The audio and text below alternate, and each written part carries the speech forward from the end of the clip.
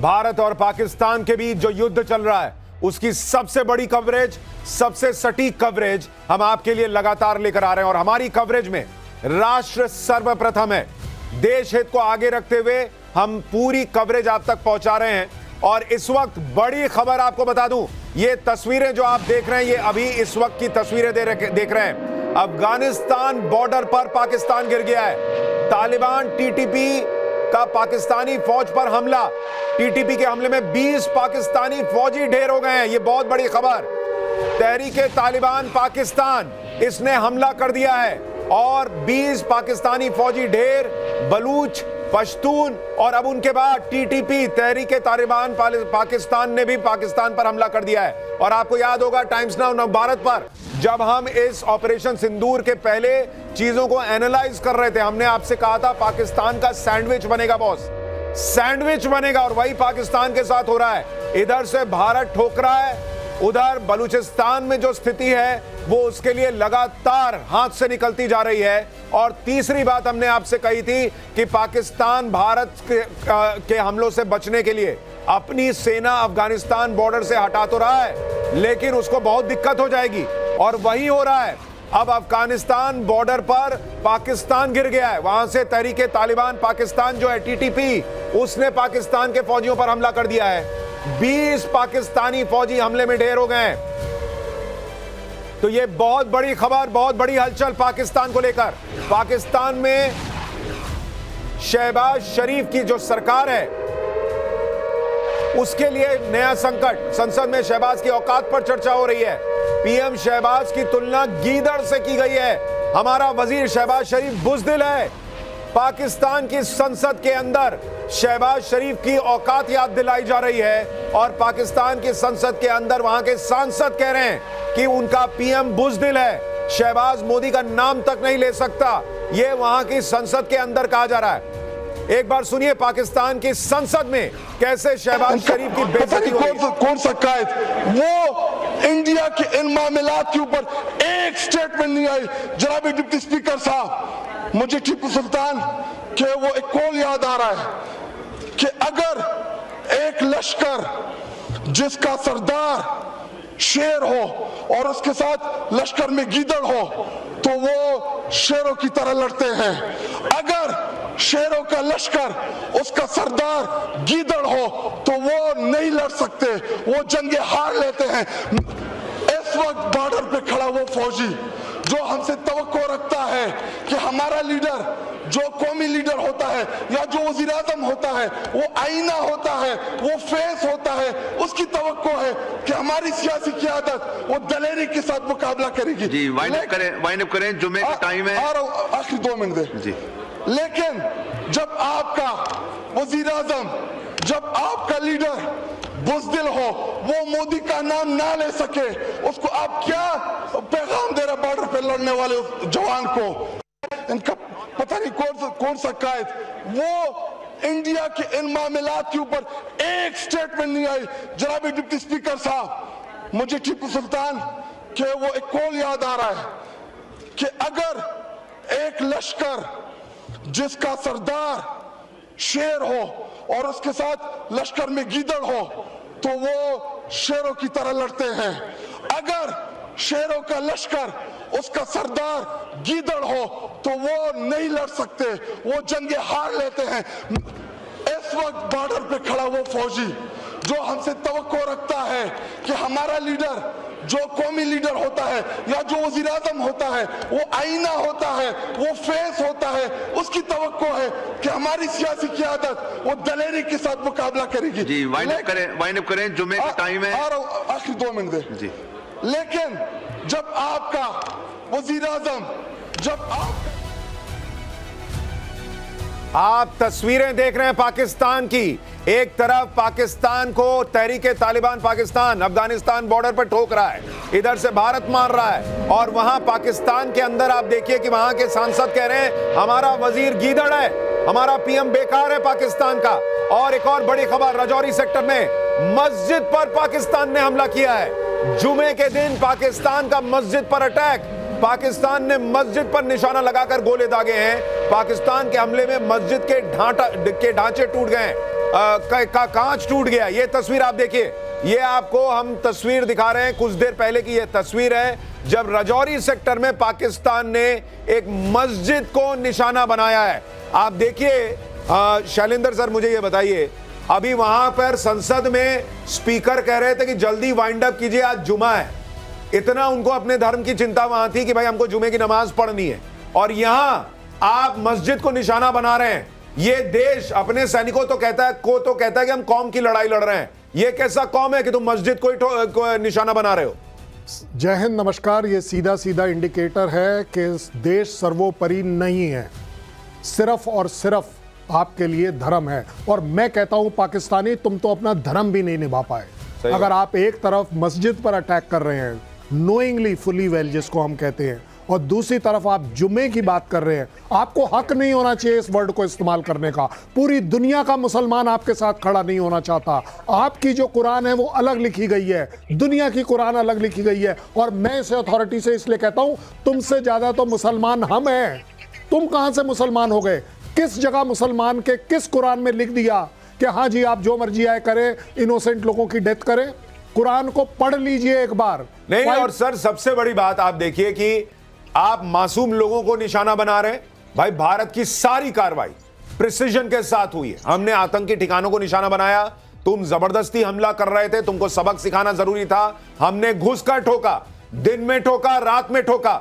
और अब आप जो है उसकी जवाबी कार्रवाई जो कर रहे हो पैनिक मोड में कि कुछ तो करें, क्योंकि संसद में लोग कह रहे हैं हमारा पीएम जो है वो गीदड़ है, तो वहां पर आप क्या कर रहे हो? फिर मासूमों को निशाना बना रहे हो। कभी आप गुरुद्वारे पर जो है वो शेलिंग करते हो, कभी आप मस्जिद पर शेलिंग करते हो, और फिर आप कहते हो दुनिया से कि हमको कोई बचाए भारत से। कौन बचाएगा बॉस?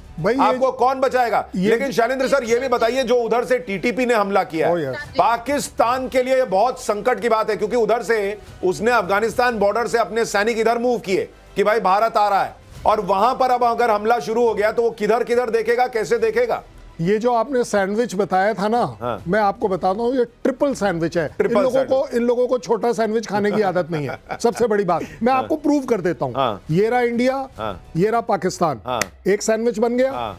ये रहा पाकिस्तान, ये रहा टीटीपी और खैबर पख्तूनवा, एक और सैंडविच बन गया। तीसरा सैंडविच बनाता हूं, ये रहा पंजाब और ये रहा बलूचिस्तान, एक और सैंडविच बन गया। आपका ट्रिपल लेयर्ड सैंडविच रेडी है। सिर्फ सिंध रेडी है कि उस मिर्च को लेकर कि ये 3 सैंडविच को आप खाना शुरू करिए। मैं 1 सेकंड में विड्रॉ करता हूं। सैंडविच पाकिस्तान का बनना शुरू हो गया है, और उस सैंडविच में जितनी मिर्ची रगड़नी है वो तो पाकिस्तान रगड़ देगा, भारत रगड़ देगा। पाकिस्तान को जो है, जो हालत पाकिस्तान की भारत ने इस वक्त करके छोड़ दी है, आप देखिए जिस तरह से कल रात भारत ने अपनी सुप्रीमेसी दिखाई है। एक हमला पाकिस्तान का भारत ने रोका और उसके बाद अंदर घुस के ठोका। ये दोनों चीजें हुई हैं। और मैं आपको एक चीज जरूर बताना चाहूंगा, कुछ लोगों को मैं देख रहा हूं, सबूत गैंग जो है वो सोशल मीडिया पे बड़ा एक्टिव हुआ है कि ये सेना ने ये किया नहीं, सेना ने वो किया नहीं। पाकिस्तान का विदेश मंत्री ख्वाजा आसिफ कह रहा है कि भारत ने ड्रोन पे ड्रोन भेजे। ये वो कह रहे हैं, अलग अलग जगहों से खबरें हैं कि पाकिस्तान में भयंकर तबाही मची है, उनके लोगों के वीडियोस हैं। और पाकिस्तान अब से थोड़ी देर पहले जो है वो दुनिया से भीख मांग रहा था कि हमको पैसा दो, भारत ने बहुत तबाही मचा दी है, हम कैसे बचेंगे। बाद में 2 घंटे बाद जब बहुत बेइज्जती हुई तो एक खबर अब उड़वा रहा है कि मेरा अकाउंट हैक हो गया। तुम्हारा सब हैक हो चुका है भाई, इससे काम नहीं चलेगा ये झूठ फैलाने से कि तुम्हारा हैक हो गया था। सबको पता है आज IMF की बैठक है, तुम्हें भीख चाहिए, तुम्हें दुनिया से पैसा चाहिए ताकि तुम किसी तरह सरवाइव कर सके हो। लेकिन भारत ने जो हमला किया है उसको लेकर आपके मन में बतौर भारतीय कोई संदेह नहीं होना चाहिए। मैंने आपसे कहा था, ये सोशल मीडिया के दौर में भारत पहली बड़ी जंग पाकिस्तान से लड़ रहा है, इसलिए ये 61, 75, 99 सबसे अलग जंग होगी। और आपके सामने ऐसी ऐसी चीजें रखी जाएंगी कि आपका दिमाग भी हिलेगा। जिसको सबूत चाहिए, जिसको सबूत चाहिए ताबूत गिने, जिसको सबूत चाहिए शहबाज शरीफ के 80 एयरक्राफ्ट गिने, जिसको सबूत चाहिए शहबाज शरीफ के वो 24 मिसाइल गिरे हुए गिने।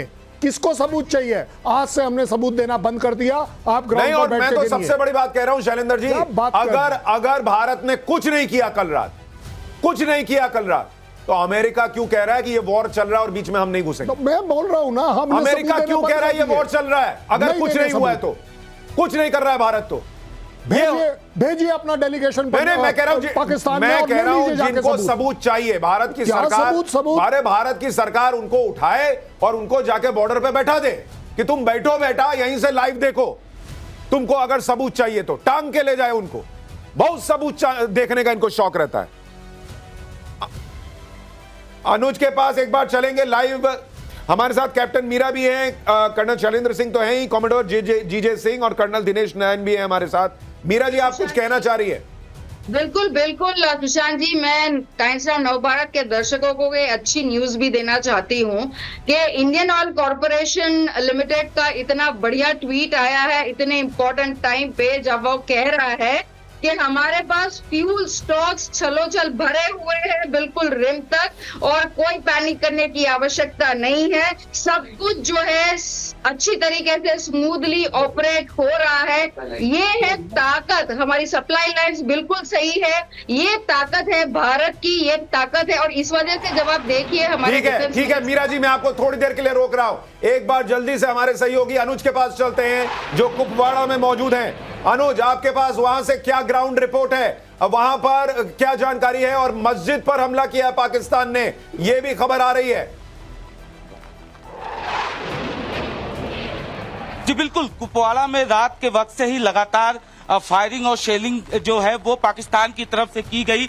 इस वक्त हम जिस घर में मौजूद है, तस्वीरों के जरिए हम आपको दिखाएंगे कि किस तरीके से इस घर को टारगेट किया गया। यहाँ पे रात को करीब 3 बजे के आसपास जो है शेल आया, जिसकी वजह से पूरा घर का एक हिस्सा जो है बुरी तरह से डैमेज हो गया।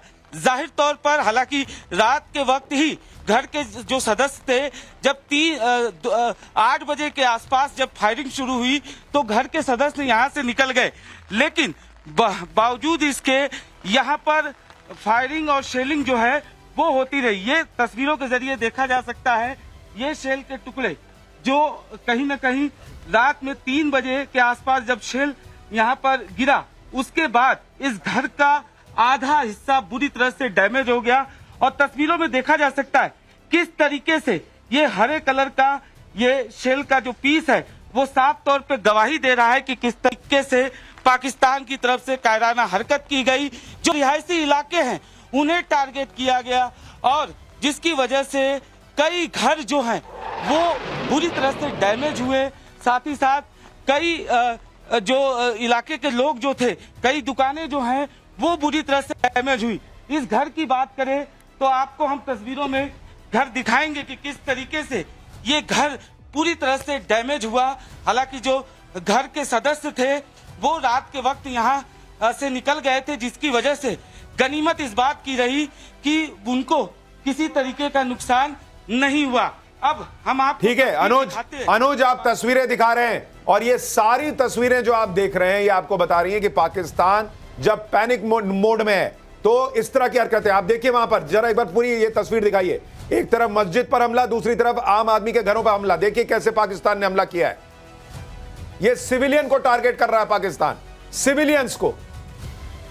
ये आप तस्वीरें देख रहे हैं।